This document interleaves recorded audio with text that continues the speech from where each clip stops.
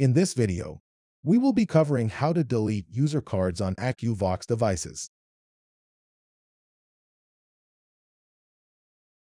If you're working with Akuvox or planning to do so, it's crucial that you collaborate with Global Visions Inc. If you are a property manager, we will help ensure that you're working with a genuine, certified installer. If you are an installer or looking to become a certified installer, we will ensure that you are purchasing through an authorized distributor who provides the best technical support to ensure your success.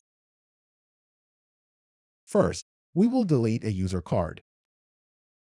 Please swipe the user card on the device's card reader area. You will hear the prompt saying, "Select mode." Next, press the call button to enter add mode. Press it again to enter delete mode. Then, swipe the user card. The trash sound indicates the card has been deleted.